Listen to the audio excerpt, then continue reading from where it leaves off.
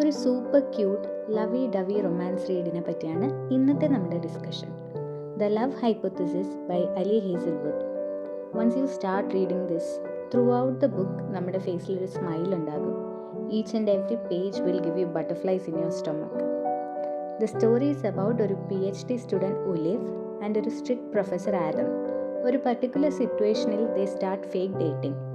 Olive is pure sunshine and Adam is this grumpy, strict, career-oriented person. Fake ആയി തുടങ്ങിയതാണെങ്കിലും so many cute and romantic situations happens and they slowly fall in love with each other. The Love Hypothesis is the perfect romantic book for all the rom-com fans out there. Also, if you are a beginner in reading or if you are stuck in a reading slump, this is the book for you.